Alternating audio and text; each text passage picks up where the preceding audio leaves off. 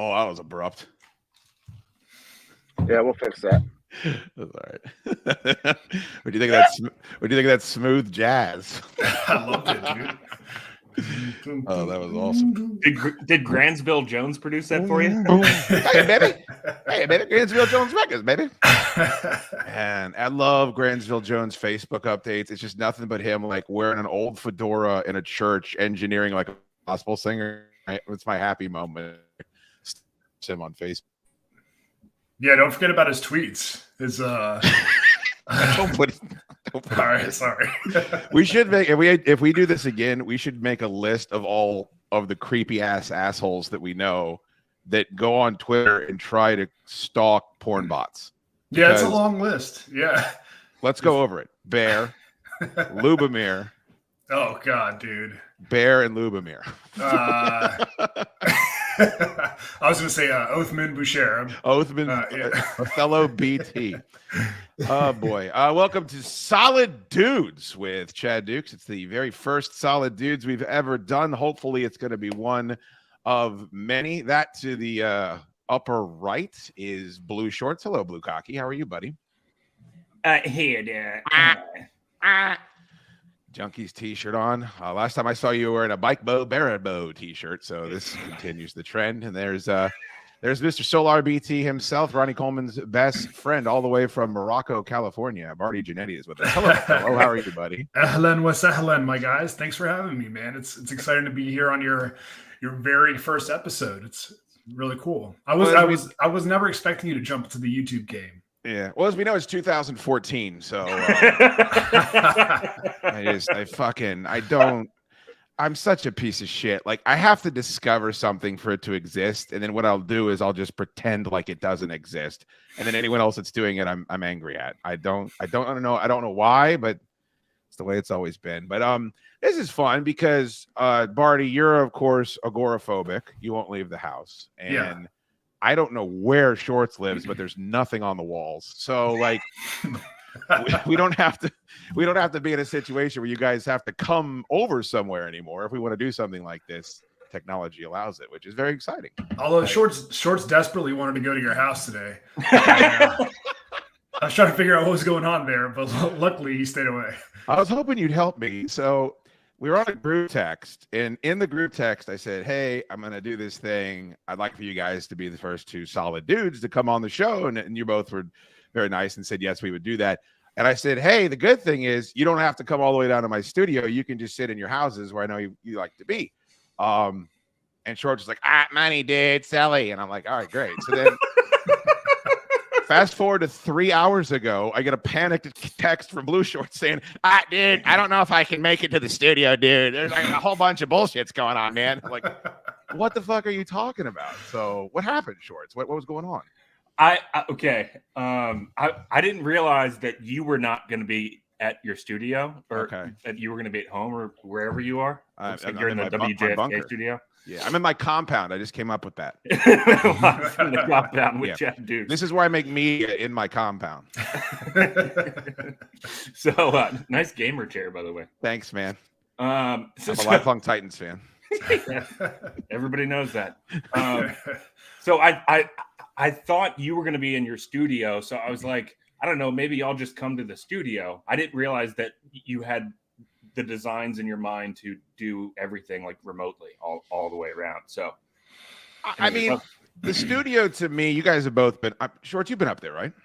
Yeah, of course. It's great. It's awesome. It's great, but it's like it's serious and it's kind of a different vibe than what I see everyone else. Maybe you guys can help me. There seem to be two different types of YouTube videos that find success. They're the really slickly fucking edited, lots of screen elements, back and forth, fucking I'm casting to an echo chamber that wants to hear more of this shit. And then there's guys just sitting around doing this. And I never really understood that because all the entertainment I listen to is like talk radio where it's, you're not looking at a screen reading chats from people. What is it about this that works people? Because it seems really boring to me, to be honest with you. I think people just like being like a part of the show and having the ability to chime in and send messages and like this guy, Al Sal, hamburger hot dog. you know, they just like a chance to be a part of it. That's my take, at least. I think that's a good Eric point. Nagel. Well, yeah. Oh, that's right. Flexing. Mr. E-Rock is in the studio. Thank you. By the way, E-Rock goes 5 minutes before I started. He goes, "Hey, what's solid dudes? I just saw something on Twitter." And I was talking to him about it all day yesterday. So, By the way, sorry to hear about his dad. That sucks, man. oh, it's terrible, Yeah. man. I think he's actually still down handling some of that stuff. So, yeah, condolences to you, to the Rock. He's the man.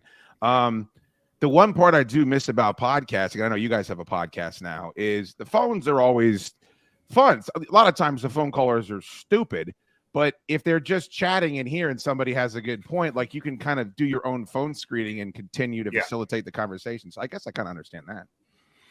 Yeah, the live chat I do with or I moderate for Puke Vomit. There's like, I don't know, there's like 1,500 people in there sometimes, right? And he doesn't even pay attention to the live chat. They're just in such there. A bummer. You just said that. I looked up and I see 126, and I was feeling really good about that number until about 5 seconds ago. Oh, well, if you want to feel great, let's tell you about our numbers. 15,000 bukkake fucking room. What does I hate numbers get? Oh, you don't want to know, man. You'll start feeling bad for us. I mean, you know, actually, sometimes it's like 25, 30, you know, on a good night. That's pretty good. All right, so this is what we call ham-fisted plugging. The boys, how many different shows have you guys hosted together over the course of your friendship? 2. Just 2? Yeah, I think so. Oh, that's right, because B&O Radio was with Brandon Parker Cooney, right? Yeah. Yeah. And so then you one-upped him for C&O Radio. Right. And then now you do it. We both want to die, dude. Yeah, exactly. Yeah. I mean, we almost did Snake and the Zilch, but that never got up off the ground. I love that name still. The Snake and the I'm the Snake and I'm the Zilch, and you're listening to. I think that was the first time we were out with you. Was because you wanted us to call it Snake and the Zilch, and I understand why you wouldn't want to do that. It's not. And we exactly were like, flattering. I was like, we can call ourselves Snake and the Zilch. But what's the show called? Like, so it's on Patreon, so people have to pay to hear it, correct? Yeah, $5 or $8. There's different tiers, so we try to keep the price point down low, so that they don't feel like they're completely ruining their lives like we are ours. No, we do a free episode and then a paid one. Yeah, exactly. True. Yeah. All right, I put the link up there in the chat if you want to check it out. Thanks, man. Of course, and it's inexpensive. And I don't know how you guys feel. Some lady came in. I was walking to my shop today, and she was bitching about the fact that my podcast costs money, and I'm like, do you know how much a sandwich is to get delivered to your fucking house? It's $48 for a bad sandwich. Like, right. What are you talking about? I pay $30 to listen to Jim and Sam. I mean, I wish I knew either one of them good enough to get you connected so they know not only how much you love that show, but how hard you've repped it the entire time. Othello, I never heard Short say anything about Opie and Anthony or Howard Stern. Shorts is so annoying, man. Like, you know how earlier on you were talking about how you can never get on board with something until you discover it and for yourself. Yeah. Like, Shorts knew of Opie and Anthony, but he never like really jumped into it and like started listening daily until it was like Opie and Jim. And then I remember him saying the show's better than it's ever been. Shut up. Shut up.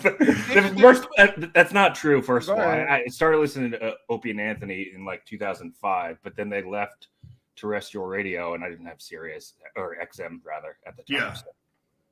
Yeah. Well, but I remember like once they got to Sirius, I kept trying to get you to like use my login information. Yeah. And you never really actually took advantage of it until it was too late. But not too late Jim for and you. Sam. Which, by the way, Jim and Sam, very successful, huge guests. They've done it for as long as any radio show in existence. It's not a shot at them, but it would be like, it would come on and be like, I like Mad About You more than I like Seinfeld. You know, it just doesn't. It's just an odd take because you never said one, or even worse than that, Othello. It's like I won't watch Seinfeld because I love Mad About You so much. Oh yeah, which is just a weird bit. All right, there is Kimberly Emilio says Jim Norton is undeniably lovable. Of course, he's a sweet boy. We all know that. I'm a Norton loyalist. That's what I've always been that. And Sam's always been super cool with me, except for the who the fuck is Chad Dukes Anthony Cumia bit, which still haunts me to this day. I actually have a signed copy of Cumia's book, and on the inside flap it says "Who the fuck is Chad Dukes?" That's pretty silly. It's awesome. Not. I can't show it to anyone. I just feel so bad. That's so cool. Wait, did Sam put them up to that or something? I don't remember how that whole thing worked out. The way that all went down, I'm glad you asked, is that he meant well, and it ended up being a lifetime experience for me. But E-Rock was given a show on the weekends by ONA, and it was going to be called Bagling with the Sex. Do you remember that, Othello? Yeah, I do. So his idea was he would bring Oscar and me up to New York, and the three of us would do a show together, and he would simultaneously introduce us to the ONA audience. Yeah, that's tight. Super fucking cool, right? Yeah. Well, he was doing the E-Rock bit where he was trying to keep it a secret and be all clandestine about it. So what do you think happened? Like Roland and Sam and all those guys, like they went down to booking and saw that my Christian name on there. And fucking came up and said, "This is who it is." And E-Rock said he doesn't want his name said on the air. And that's why fucking Anthony starts screaming, "Why? Who the fuck is Chad Dukes?" God, that must have been like the best and worst day of your life. It was the worst day of my life. I remember listening to it live, and I was like, "Dan, I wonder what Chad's thinking." And I think on Twitter you wrote "It's just so mean" or something like that. Oh, hurtful. I've never had my feeling. Yeah. And then I eventually called into the after ONA live. And I remember Sam saying, "I'm way more famous than you, right?"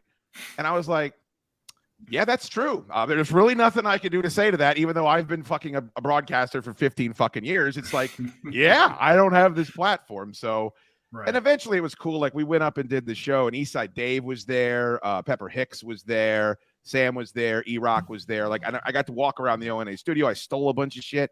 So it was fucking, it ended up being an amazing time. But that's where, if you say anything to any ONA fan, the only thing they know me for is who the fuck is Chad Dukes. I'm sorry, man.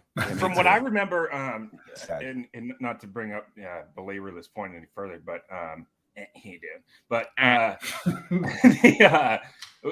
from what I remember Opie teasing that they were going to bring Big O and Dukes on board on the channel, and then 6 months later.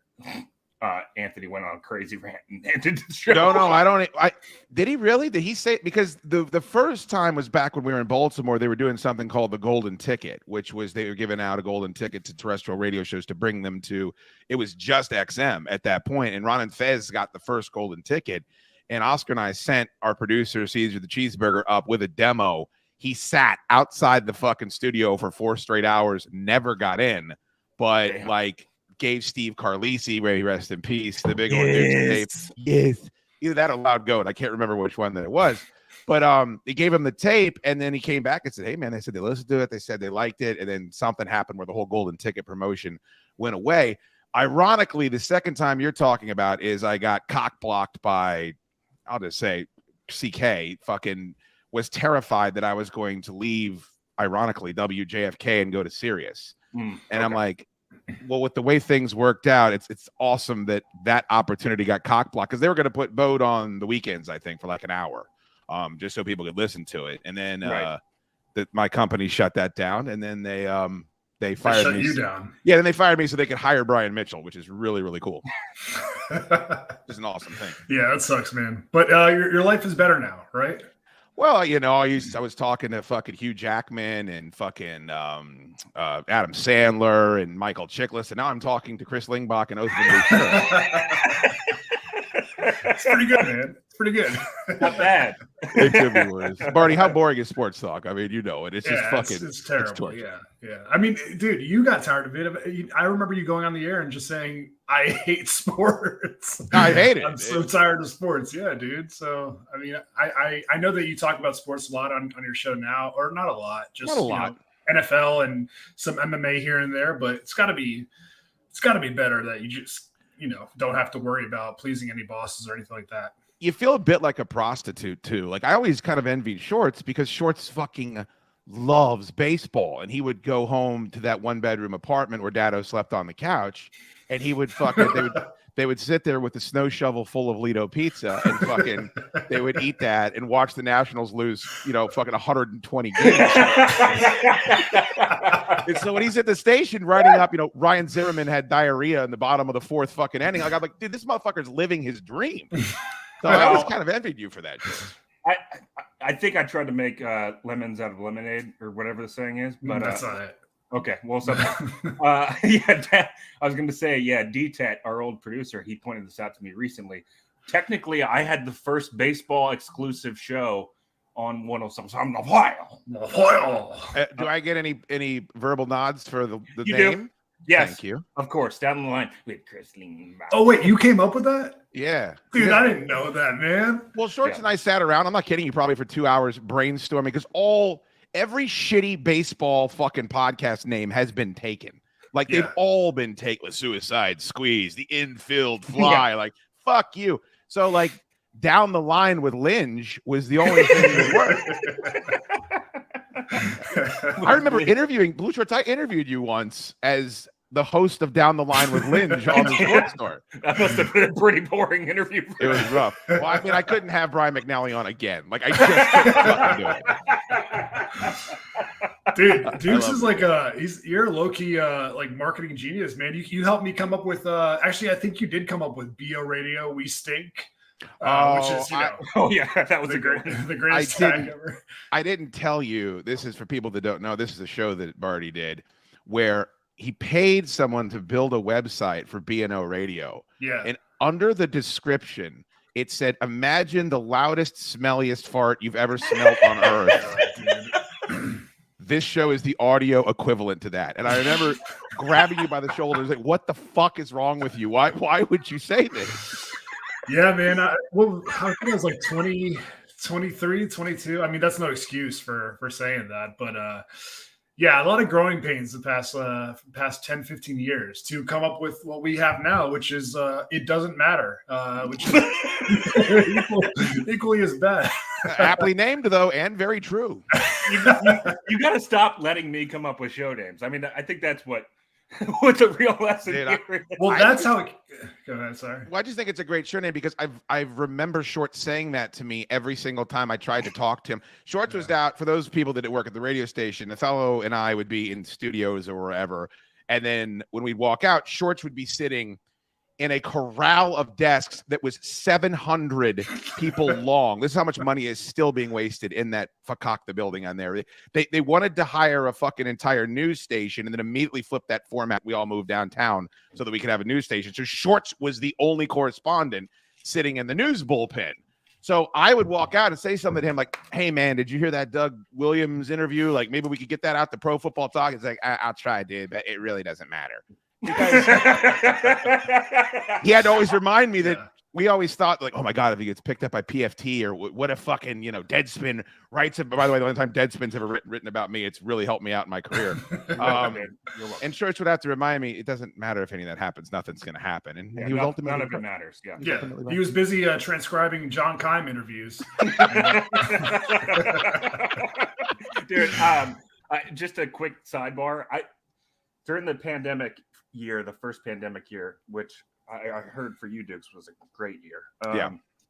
That was probably, and I used to come into the office at like 10 a.m. and then stay there until like 9 p.m. like every night for years. And that pandemic year was probably the hardest I'd ever worked in my entire life, just because it was just such a grind and there was so much fear about getting fired, getting laid off. And then for it to happen 2 years later by some guy that didn't even work for the company at that time. No shit. Yeah. It's just like, it just ripped your fucking soul out. I mean, the COVID year was the year that I'm actually really grateful for it because if I ever do have are you all right? Jesus Christ. Sorry. I've never seen. Look how pink Shorts is. What's going on, man? Is it red on top too? Is it fucking breast cancer awareness month? Did I fucking miss it? No. Oh, so I was at the gym pool earlier today, and by the way, Chad, I was wearing a Sup Dog shirt. Oh, and the guy asked me if I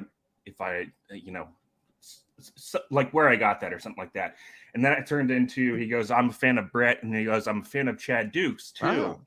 And I was like, oh, cool, man. Well, I'm Chris Lingback. Good to meet you. 1067 the fan. But his name was Ben. I wasn't sure if he was like a listener or a friend of yours or not. But yeah, he's at Lifetime in Ashburn. So shout outs to Ben. I'll have to go say hi then, because there's not that many of them left. It's just a dwindling. You guys don't know, like, it's so funny because I thought I was depressed when I was on the radio. But I didn't know what depression was until every morning you wake up and you look at your Twitter followers and they're 100 less every single morning for 3 straight fucking years. Yeah, I've been losing so many followers promoting It Doesn't Matter.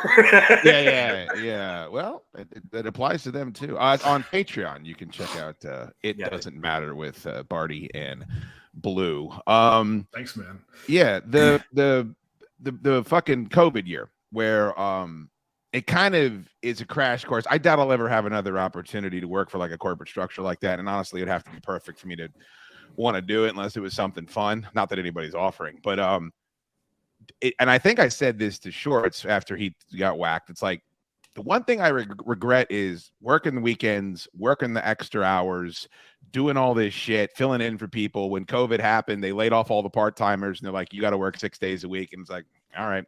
And thinking that was going to mean something, like thinking that was going to be a credit that was built up over here in the coffers, where it's like, okay, some shit went down, but you're a hard worker, and that doesn't mean a fucking thing. And that's why I would say to anybody getting into any industry now, it's like, take your fucking vacation days. Like, take all your vacation days, take all your sick days, take the postpartum depression. What does Barty have whenever he has a kid? Postpartum depression.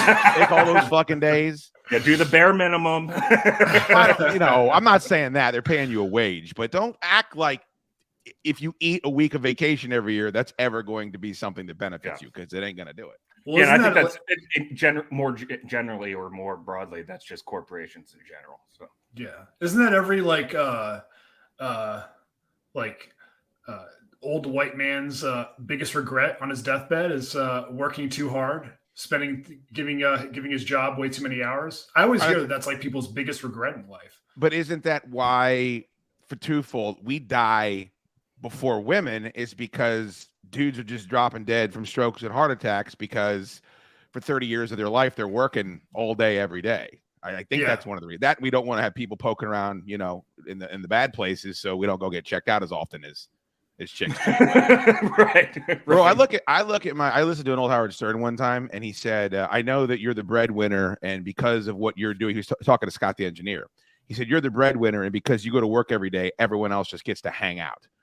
And that kind of sat with me in a weird way. And I have like 5 or 6 people in my life that are like that, including my brother, who's taking fucking God knows how much Adderall, working 14 hours a day. And I'm like, bro, if you can retire at 51, that's great. You're going to drop dead the second it's over with. And so it's weird trying to find that balance. Of course, the direct opposite of that, Ashores, is I have been told that Othman Boucherab has not gotten out of bed once for a work day since COVID took place. Who told you that? What's not incredible? It's just the former owner of your company. That's man. Adam. That may or may not be true.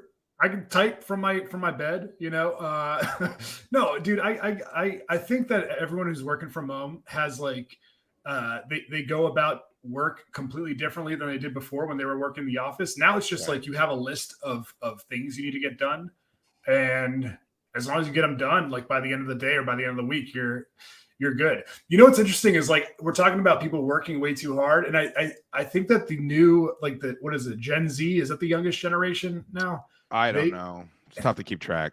Dude, they don't give a shit about working. They have all watched so many Gary V videos and so many hustle culture videos about fuck college, fuck a job, just go to garage sales and resell bikes. none of them think they have to have a 9 to 5. Like my brother, who was like a great student and was at JMU, just dropped out his sophomore year. He's like, yeah, fuck school. I'm gonna do, crypto and fucking figure life out as I go. I'm like, all right, awesome, dude. I guess. What the biggest issue with that though is like we need AI then to be able to run the water plants. You know what I mean? Like we need it's not just, oh, no one's going to pick up the trash anymore. It's like, well, eventually we'll have robots that can do that, but nobody's going to know how to fix a diesel engine. I mean, buddy of mine owns a fucking tow truck company and they're paying 6 figures for diesel mechanics, and not one fucking person can he find that's willing to learn how to do it. Much less the day it used to be, hey, you need to know how to do this, come apply. Now it's, oh my God, we'll teach you how to do it and pay you a ridiculous amount of money if you're willing to do it. Like to me, that's where society crumbles, is no one's going to know how to do a fucking thing in 20 years. Can you give him my number, please?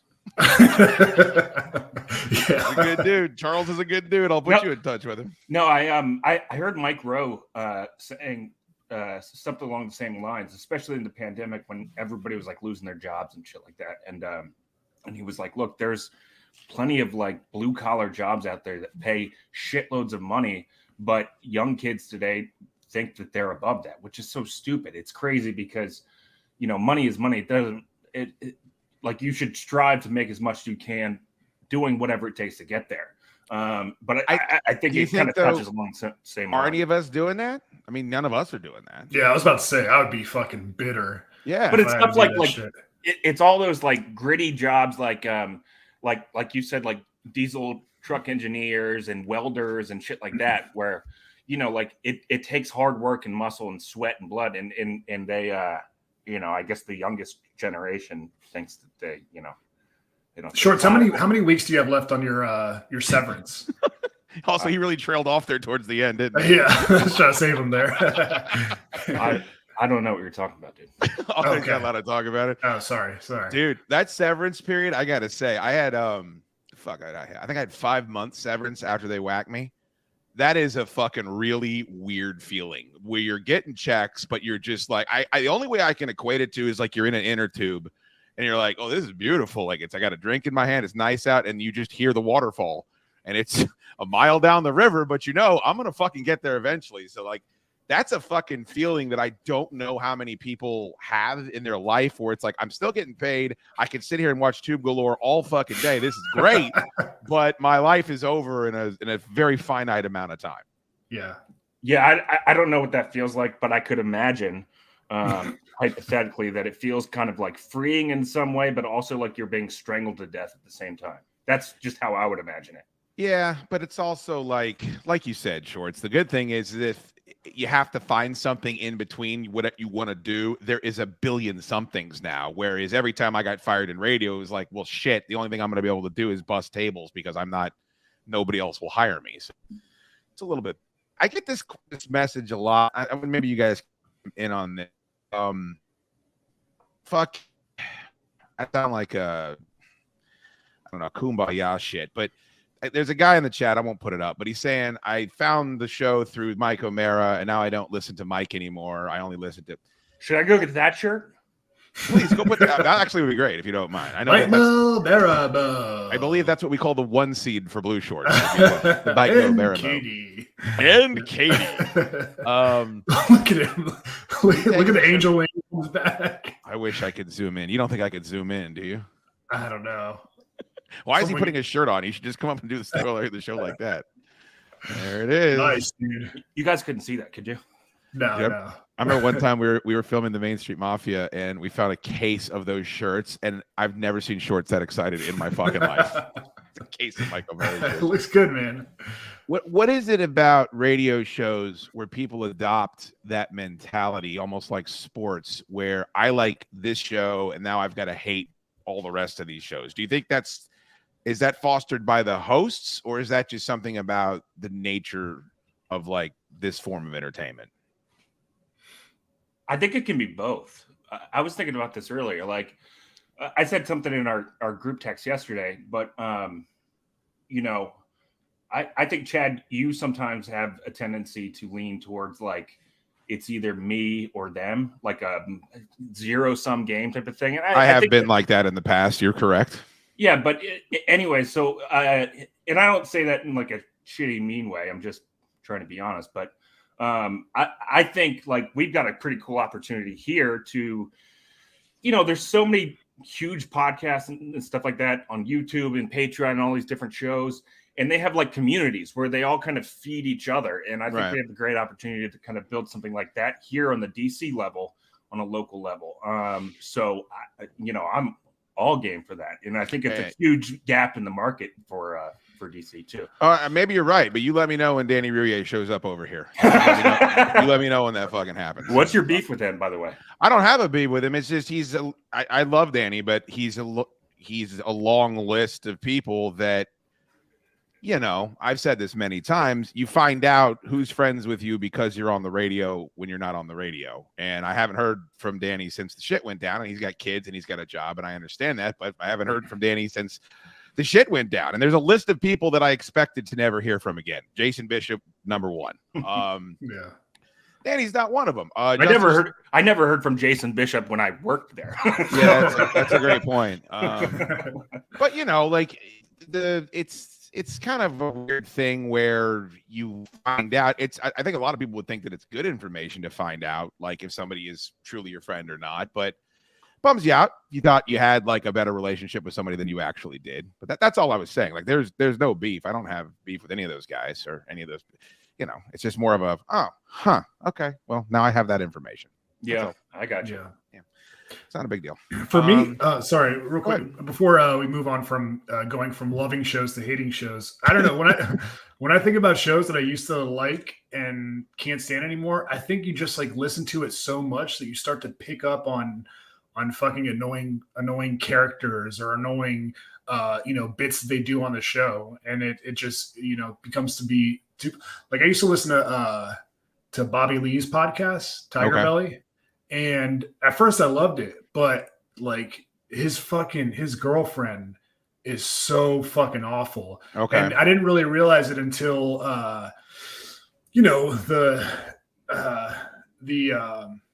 not getting political here, but the BLM George Floyd stuff, like sure. she, the way she talked about it, she like made it about herself, and like every episode after that, like she found some way to like bring it back to her. And I just started to pick up on the fact that she's like pretty self-absorbed, and then I just couldn't stand listening to the show anymore. But that's a prominent voice on a show. Like I have lots of shows like that where it's like, I can't stand this one person that's a part of this greater whole that I enjoy, and it kind of pollutes all the waters.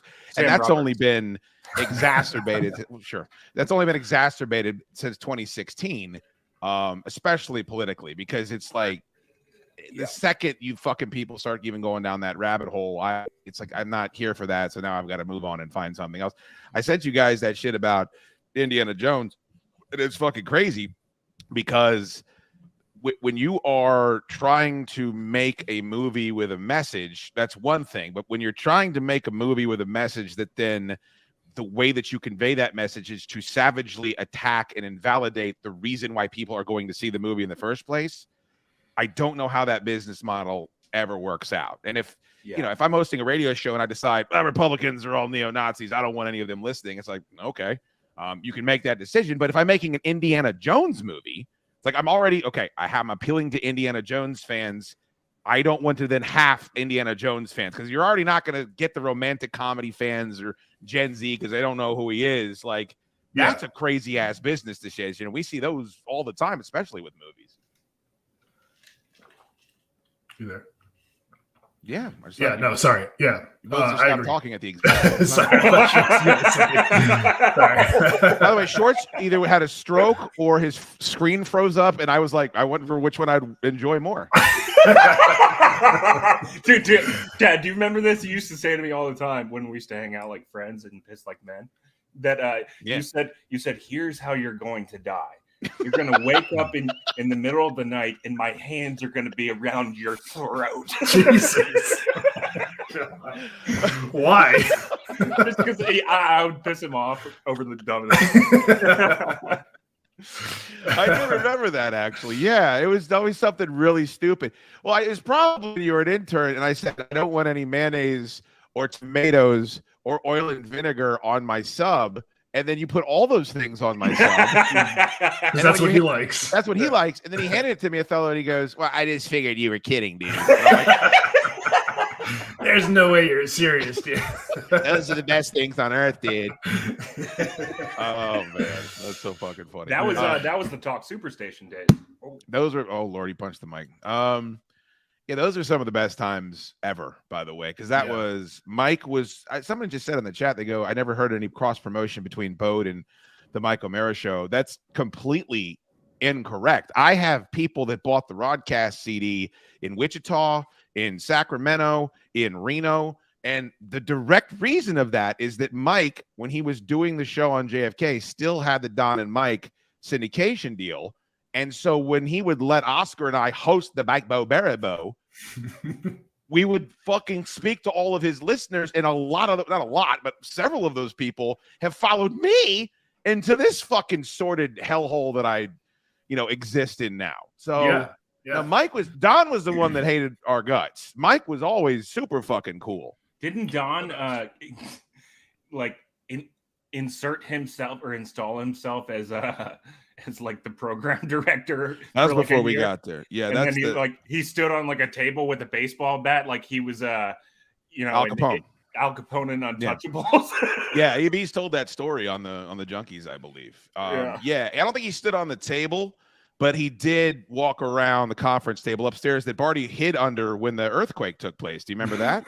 There was an earthquake in Fairfax, and Barty dove under the table, and his eyes got like the biggest saucers. Dude, isn't that what you're supposed to do?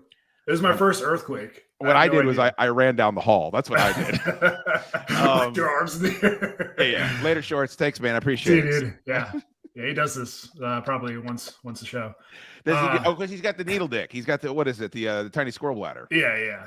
And the twisted tees and the 4 logos. It's just all it's just that. A lot. Caramel bugle together. Yeah.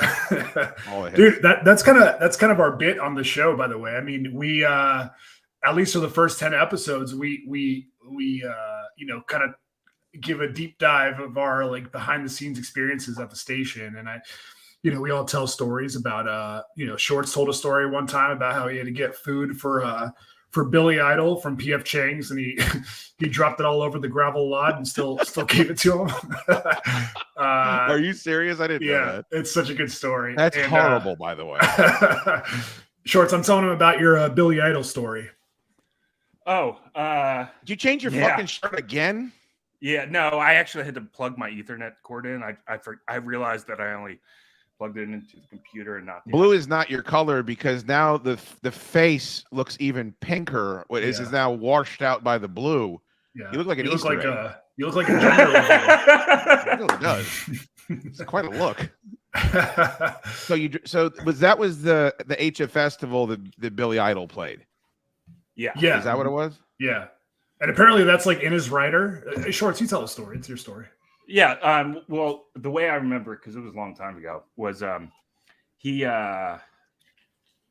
was like throwing like a shit fit like right before he was supposed to go on stage, like an hour before. Like, by the way, the worst HF festival of all time. That fucking HF festival, the most embarrassing lineup. What about minus the bear? Bro, what the fuck was going on? Like, I guess they thought they could just juice some cash out of the corpse of the HF festival 1 or 2 more times, because the station had been gone for years at that point, hadn't it? Or was it an HD station? I always forget. I think it always bleeds over for me. I think so.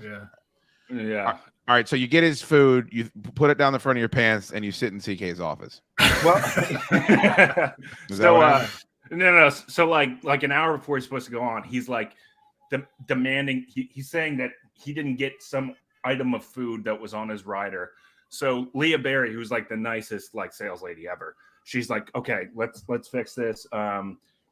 He likes Chinese food. We'll go to PF Chang's. It's right down the street in Columbia.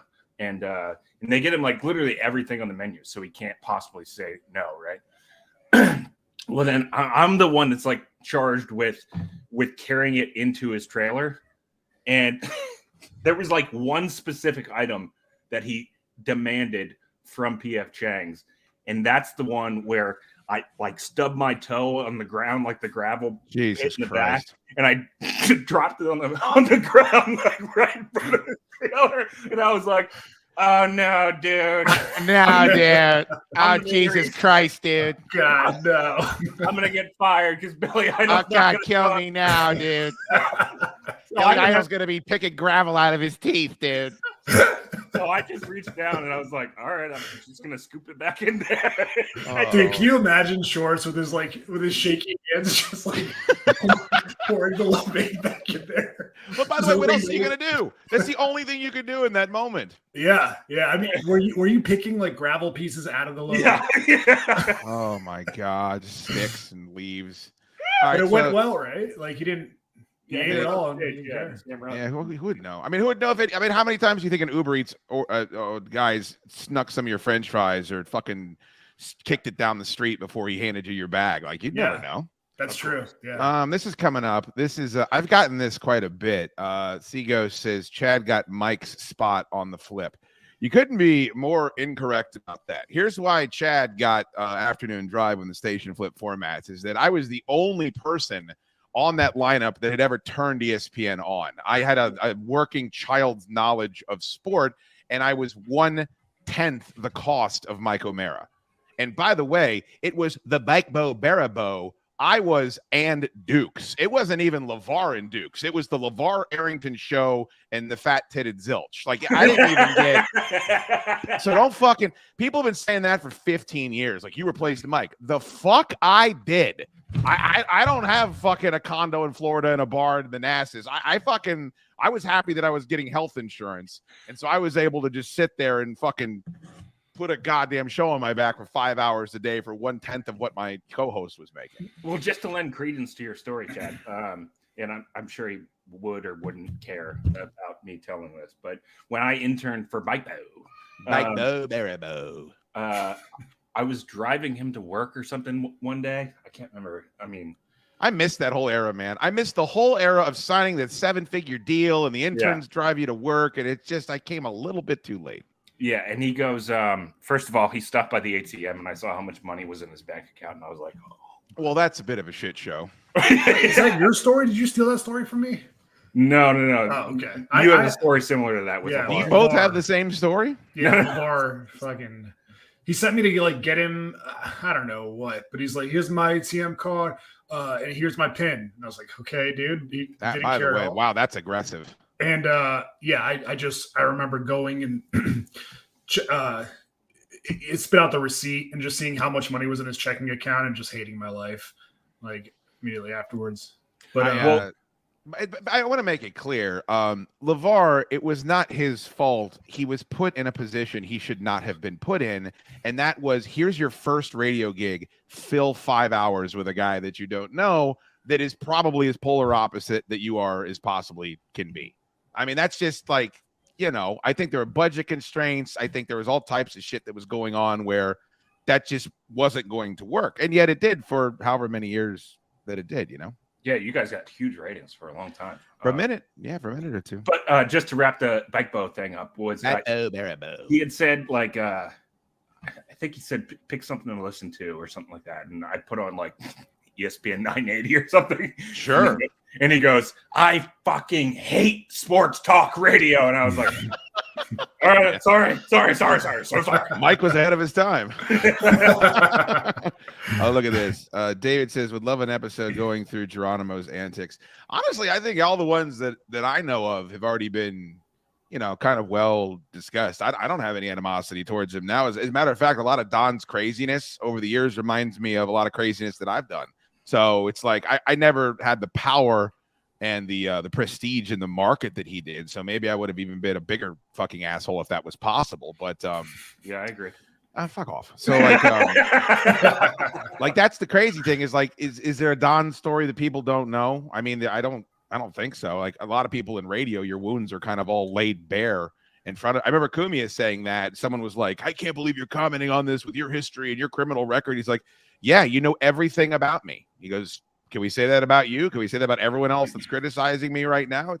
It's a very unique thing to just kind of be like an open wound because everything has been shared about your life. Very true. And Shoot, you and I were talking about this at Commonwealth Dry Goods, shout outs. A couple weeks. Thank you for stopping by. Missed seeing Othello there. I guess maybe I ducked out to fucking have a smoke. Shit. Jesus Christ. And I've been inside of Othello's attic more than he's been in Commonwealth Dry Goods in the past 5 years. When Don Geronimo was going through that war with Opie and Anthony, it like exposed that show in a way that I just could never get past again. Which show? Don and Mike, where like Cumia is just wrecking Don Geronimo on the air, and Geronimo's like calling in and just getting fucking taken to task. I never heard anything like that in my life. I remember I was like I can never listen to Don and Mike again. So you want to hear the crazy story? Is I was working at the UPS store a year after that happened, right? And I had started interning for the Junkies, and I wrote a blog about that moment. And I said, this is the moment where I knew that the talk radio had changed, and I wanted to I had to be a part of it. And I got hired, and somebody found that fucking blog years later and sent it to Don. And that blog is what started why Don Geronimo hated my guts for fucking however many years that he did, because I was always a Don fan growing up. Yeah. But I was trying to get in with O&A, so I would call into fucking O&A, and I would end my calls with "Love You Free." No, I called them the Junkies, and I would end my calls with "Love You Free to Love You Bart," because the Junkies were in a fucking huge feud with Geronimo as well. And I was trying to get in with them as well. So, you know me, trying to be a pilot fish for any of these monster shows. This is before Frida passed away, clearly. But he had tapes of that shit. I saw IMs from Bart to Don about me saying that on the Junkies. That's wild. Isn't that the craziest fucking shit? And so, yeah, man, like, I don't know how you guys are. I know you guys like Reddit and shit, but I can't take when people are saying horrible things, so like I just don't read any of it. Yeah, that's healthy. He was reading DCR TV on the fucking show. Like, he would go seek out anything that anyone was shitting on him for and like just go crazy about it. I just don't know. I don't know how you deal with it that way. Well, I think you and I are in completely different places. Like, you're actually a professional broadcaster. And let's swap. We're at the exact same place, actually, Shorts. Right now. So, but I mean, I read feedback because it's been so long since I've hosted anything that I sometimes want to see what people are saying to see if there's something honest that I can pick up on, work on, stuff like that. But yeah, I mean, it is hurtful, obviously, but it's weird. Dukes, I wanted to I don't want to take over your show, but I don't care.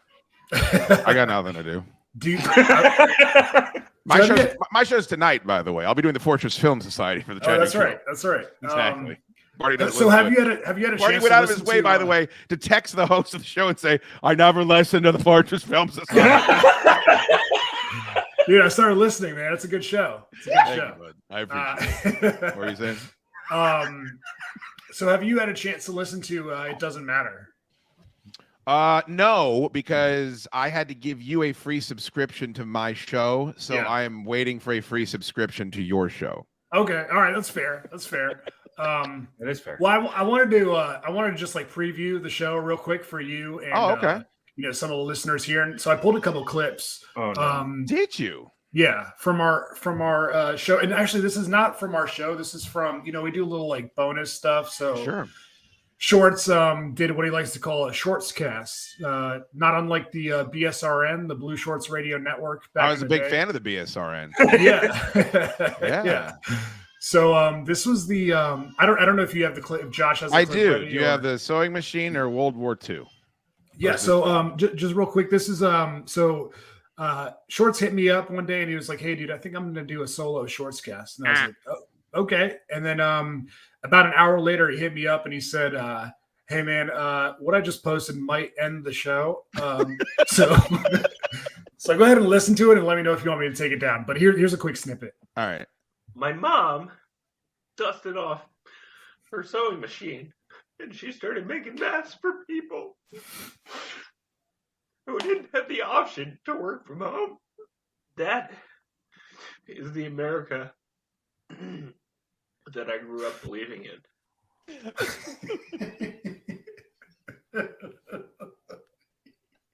Oh, God.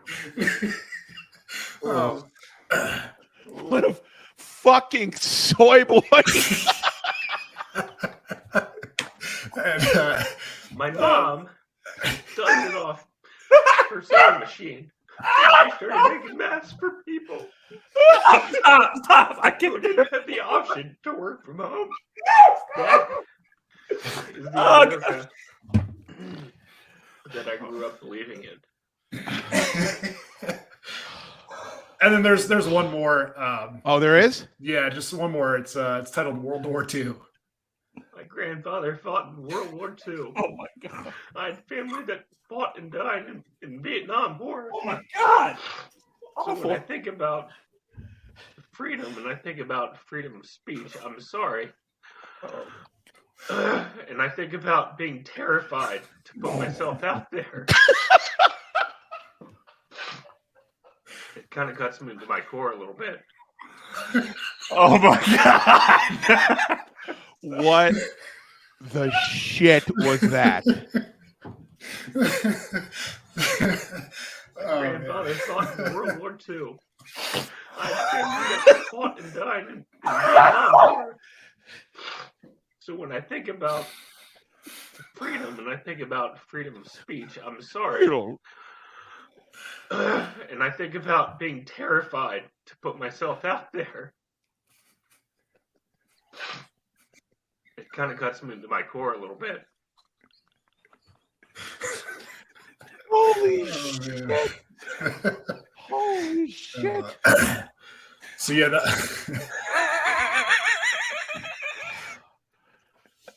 that was Shorts Cast episode 1. So Shorts, God. I don't know if you want to explain like what led up to that, but Chad, just to let you know, it's a 30-minute episode with about Yeah, just 19 minutes of crying. yeah. People. Holy shit. Oh my Shorts, god! what?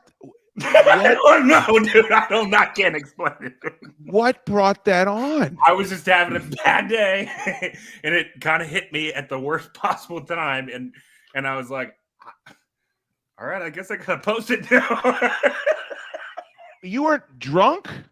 Were you drunk that? It had to be. I don't know, dude.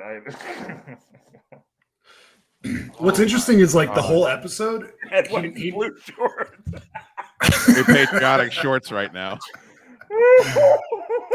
Holy shit. He never really explains like what it is that is making him cry. He just, just lists off like different patriotic elements from his life. And do you remember? That reminds me. Do you remember? I don't want to say this without Shorts being okay with it. Just the episode of the BSRN where he confronted his father. Oh no, I don't. Don't tell that. Don't hoard my dad. Come on. Okay. This is out there forever. we'll tell that behind a paywall sometime. You guys, that should be the next episode of We Should All Die, Dude, or whatever the name is. Tell if you don't know that story, if Shorts can tell you that on Patreon, like, I think you should do that. Well, dude, I mean, I don't want to horse shorts, but this is kind of a bad bit of the show. His mom listens. His mom listens to the fucking show you guys do? Yeah. Right, Shorts? Yeah, every episode. Is she as crazy as she was back when? No, come on, she's a nice lady. Oh yeah, yeah, just it's fine. But we got to watch it with what we. What about the turkey in the sink? Can we talk about the turkey in the sink? We're not allowed to talk about that. All right, come on. What about the ripping of the mean fart? Can we talk about that or no? Is that off limits? That used to be. I thought that was something we talked about before, but you thought that was public knowledge. I thought so, Marty, but I guess I was. I could have been wrong. All right, we'll move on. Yeah, Shorts, you got to tell me. So you just were getting patriotic, or I don't know what happened, but I was in the middle of recording the podcast, and like I just got hit with this like wave of like built up anxiety from like the last like 2 months. I don't know why I just did that, but and then it just kind of came out right there when I was recording. Sure. Please tell us about the turkey in the sink from Easy Mike. I'll Look, leave that up to Blue. yeah, Thanksgiving's a tough one for my mom because she lost a lot of family members and stuff. So certain holidays make people Not cook the turkey. cry into a microphone halfway through a show. You know what's funny is I came up with a theory. I don't know what to call this, but the emotional shortscast that we just listened to, like The best. whatever that is like his infamous Macklemore tweet. All that energy is like it's the same. Shorts has this like weird like demon inside of him that's like overly emotional that takes over him sometimes. Well, I like it. I think that's why he can be so. I mean, Shorts can be fucking brutal, by the way, like brutal in a way that a lot of people can't. And I think to balance that out is he has this mush inside of him that comes out every once in a while, which I gotta be honest is nice to see. Like there's guys out there that you listen to, you're like, well, he's nothing but this animal that you hear about on the air. Yeah. And Shorts isn't that, Although that fucking audio is the fact that you were sober just doing a half an hour episode and that came out of you. Like, do you talk to anyone? Do you go to therapy or anything?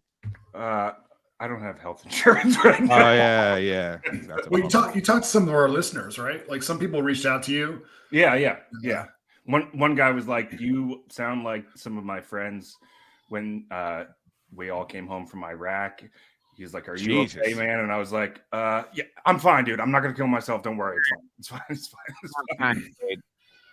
Yeah, I don't know, man. Wow. So, but that is when Othello isn't around and you're doing the show. Because what I think you guys should do is that could be a spinoff. Like if you're looking for additional content for like whatever the upper tier is, it's like Shorts does one of those every week. Because he's got a bunch of stuff to sob about, like a girl. Well, I think we're kind of like trying to throw out some free bonus stuff from time to time just to thank people for wasting their time and money on us. And we want to like iron out the kinks, and there's a lot of kinks. I heard someone told me that every once in a while Othello will just fall asleep while he's doing the show. Is that true? Is it Adam? Did Adam tell you that? I don't want to say he used to be your boss and he used to own the company you work for. It's a fucking Adam. I fucking knew it. No, I've been on good behavior, but I do only drink once a week, and it is during the hour and a half that we do the show. So sure. Yeah. So there's that. See, that's what makes it difficult not to drink, because like indubitably doing this, I always think there's a line. It's like bowling. Like you get to a certain level of drunk and it makes the show that much better. But then you pull what I like to call an Anthony Pizzo, and you get too fucking drunk, and then you ruin the show on the other side. So you got to kind of ride that line, is my old Dude, that guy makes me laugh so much. He is a fucking character. And well, Othello, you're the fucking #1 fan club of the Ant-Man fan club. Yeah, dude. I mean, I feel like so many people hate him that I kind of ramp up my love for him a little bit, because I do enjoy listening to him, and I think that it helps to have people who are like, super supportive of you. When did Duke stop drinking? But yeah, man, it actually drives me crazy that people don't like him, because I mean, what is there not to like about Ant-Man? He's a pathological liar and a convicted felon, and he tackled his neighbor's rose bushes because he was blackout drunk, and then that story, Shorts? So fucking Ant-Man got home, and instead of pissing in his own yard, he went into his neighbor's yard, who are a nice retired couple that really like do a lot of gardening, and they have these beautiful rose bushes. And he was pissing into one of the rose bushes and lost his footing and fell face first into the rose bushes, and then could not extract himself. So he's thrashing around in the rose bushes at 2:00 in the morning. Like a burglar would do. Exactly. He's lucky to get shot. And he said the next morning he looked out his bedroom window, the same bedroom that he slept in when he was a child, because he lives with his parents. And he saw the old woman and the old man just standing over the mangled form of what once was a rose bush, like a dead corpse, trying to figure out what the fuck happened. Oh my God, dude. And the rose bush, by the way, we've had listeners stop by this house and take pictures. It has never recovered. It's it's 3 stems just sitting in the middle of a row of rose bushes. Dude, thank God they didn't have like a ring camera or something like that. It's one of my favorite stories of all time. Do you think his neighbors just assumed it was him? I mean, they knew who it was, but what are you gonna do? Like, his dad's a war hero. You're not gonna go over there and fucking confront him about that. Yeah, without actual footage, He it's thinks hard to you're up say, hey, you got to do something about this. Yeah, But yeah, okay, that's fair. There's plenty of stuff not to like about him. but you're right though. He's an enormous amount of fun, and he's very gregarious, and he's down for anything. Like, if either one of you were to call him and say, "Hey, I want to go get drunk at the fucking, Cheesecake Factory at 2:00 at Fair Oaks Mall," all right, man, I'll be right over there. Like, that's just kind of that's the guy he is. And there's so many people. I mean, the three of us probably included, where it's like, for me to go do something, it has to be exactly the right circumstances, or I'm just not going to do it. So yeah. I mean, he went to that Watsky concert in Vermont. Can you fucking believe that story? Yeah, it's pretty crazy. It's pretty weird. You're a hip hopper yourself there. Yeah. I may use some. Yeah, he's a hip-hopper. I may use some young person jargon. Yeah.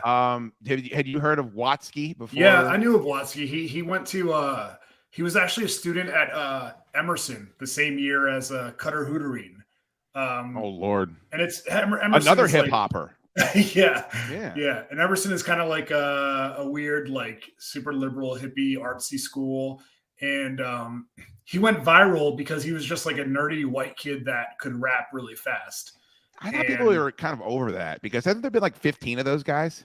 Yeah, I mean, but this was, what when was that? That was 2005. We get it, Shorts. You're working out. We fucking get it. Gotta get the H2O in. Gotta get the electrolytes.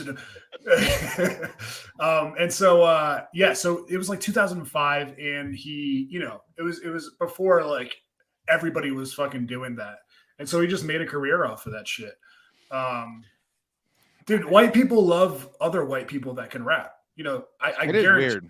Oh, there were no black people at that Watsky concert, but it's fine. That's his demo.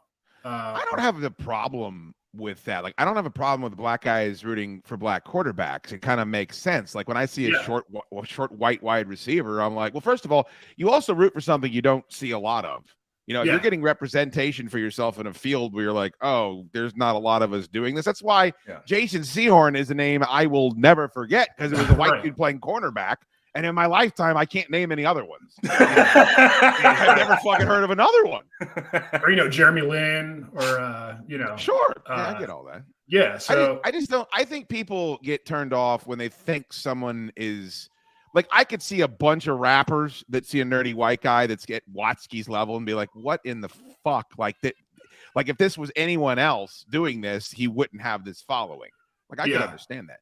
Do you still let that shit eat you up? I remember you were really upset about every rapper that was successful.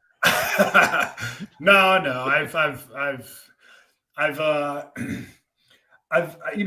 accepted the fact that it's my own fault. Everything is like, it's my own fault. So why project that onto other people who actually, tough to. I mean, that is easy to say. I remember Norton talking about how he was talking about the rift between him and Opie, and he was saying, you can't just say I'm accountable for my actions. You have to act that way.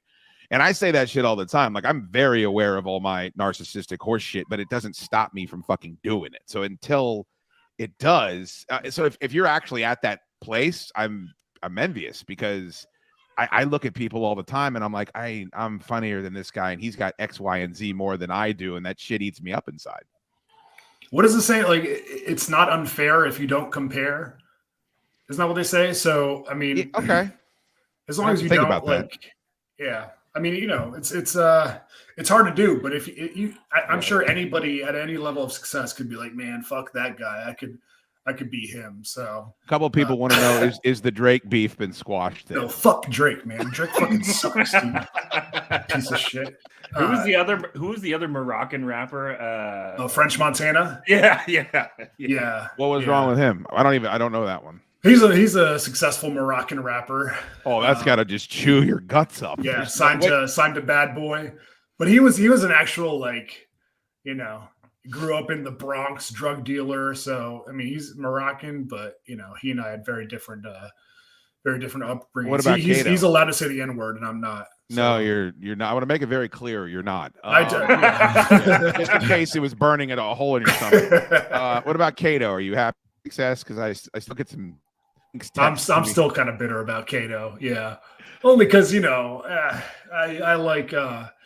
I introduced him to the world of hip hop. He Sure. was into Muse and Modest Mouse when we first started hanging out, and now he's fucking producing songs for E40 and you know. Look who's on the Into the Spider-Verse soundtrack. I'm gonna kill myself. You want to watch Othello get really pissed? Sure. So we like to fuck with each other all the time on the show, or I do. This is probably gonna end the show.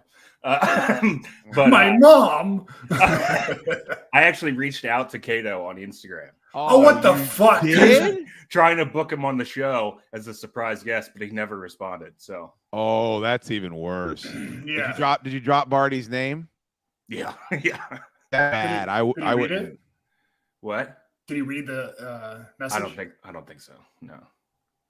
He's got like 400,000 followers on. Yeah, but Instagram. if he read it and you played, see, I would be pissed if someone messaged like Peter Rosenberg and said, "Fucking, I know Dukes. Will you come on my show so we can jump him?" Like I would be apoplectic about that, and that's kind of what he did to you. You know? Yeah, I know.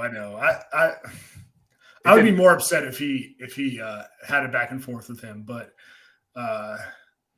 it's okay. I'm just going to convince myself that he didn't see it. Yours is a little more personal though, because all the people that have like vaulted past me, including AWOD and fucking BDK and all these fucking guys, like they kind of did the same thing I did, which was become an annoying listener and then get into broadcasting. Yeah. But I didn't have anything to do with fostering their success. You know what I mean? Like Yeah. if it was somebody that I directly, like if Shorts now was the fucking doing mornings on Hot 97, I'd want to kill myself because like the guy that I take some ownership over, at least being there at the beginning of his career, him interning on the show. But if they're not directly involved with you, then it's probably easier not to take it as personally. Yeah, it sucks. I still remember the feeling that I felt when when I hopped on AOL Instant Messenger and I got a message from Kato and he said, "Hey dude, we need to talk."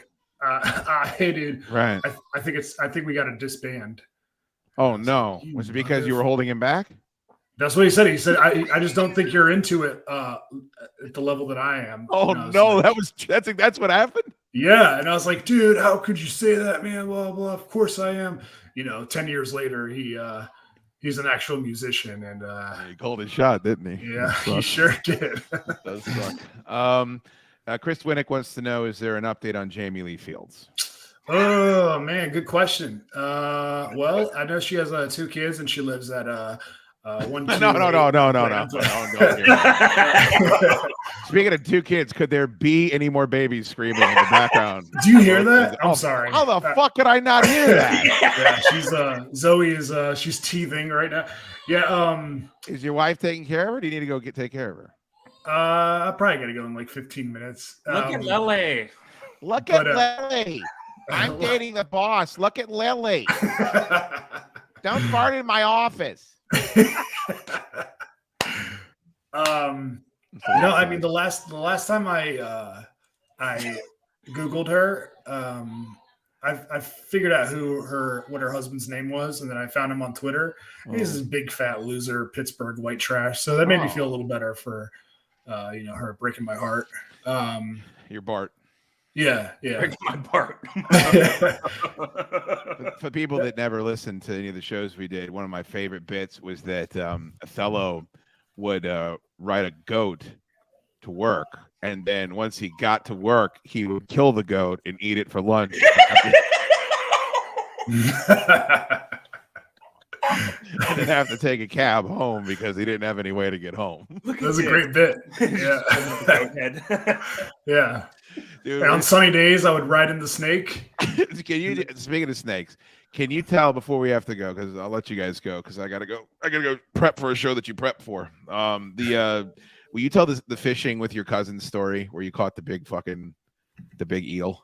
Oh yeah. By the way, It's one of my favorite stories. I saw Joe like proudly caught an eel. Oh yeah, he's stealing your bit. I know. By the way, they ate that eel. That's so disgusting. Dude. Is that the grossest thing you've ever heard? So gross, dude. Yeah. Joe is on a fishing trip right now, and all they've caught are you guys know what skate is? No. They're like they look like little stingrays. They're about this big. They coast along the fucking bottom, and like when you catch them, they can sting you and shit. So you gotta people chop them up and use them as bait. He said they caught a bunch of skate and they caught that eel, and that's what they had for dinner. Oh, ew, dude. God, that's disgusting. He's so Korean, man. He loves fucking seafood in a way that we can't understand. That's all I'm gonna say. Yeah, Asians love fish. Yeah, for sure. You're African, right? Yeah. Okay. He's African American. That's actually a really good point. You were fishing with your cousins. Yeah, they were. I had these were like new cousins that I just met like a year prior. So they were twins. They were like seniors in high school. I think I was maybe like 23, 24. Well, I knew you, so you had to be at least that, right? Yeah, yeah. And they were, may I? Silly. I didn't know where you were going with that. I didn't either. You're like, may I? And I'm like, I don't know. What are you about to fucking say? I was like, no, you may not. Thank you. The one thing I said before this video, I'm like Othello, I'd like to be able to keep the video up. Can you fucking keep it in your pants for now? Can you please fucking do that for me? You go get fucking struck down on the I know what it's the bit dude fucking Patreon. Shit. So we were on like a little family trip, and they there was like a little lake behind the house we were staying at, and I was trying to show off how much of a man I was. So I was like, I got I can fish. Fishing's easy. Yeah. And so so we went out there, and they were like, okay, show us how to do this. Oh, it's so cool that you know how to fish. And I put the bait on the hook and throw it out there, and like within 2 minutes I caught something that was like super, super heavy, and I was like, oh shit, I think it's caught on the log or something. I don't know what this is. And I pull it out, and it is literally like a fucking 5-foot gigantic eel, just like slithering as I have it pulled up. And they're like, oh my God, ew. And I'm like, oh, this is totally normal. This happens all the time. And so I didn't know what to do because I could tell the hook was like caught up in the roof of the eel's mouth. Sure. And so I kind of felt bad for it. I didn't want to just like cut the line and fucking let it loose. So they're like, you gotta save it. You gotta do something. So I pretended like I still knew what I was doing, and I tried to. I don't know if you could touch an eel. I don't know. Did you have gloves and like the pliers to take the hook out of the mouths and all that shit? Did you bring any of that stuff? I had none of that stuff. No. What were you gonna do if you caught a fish? I don't know, dude. I didn't think that far. Jesus Christ. And so, long story short, I did not save its life. It died for no reason. Didn't you throw the whole rig into the water or something? Yeah.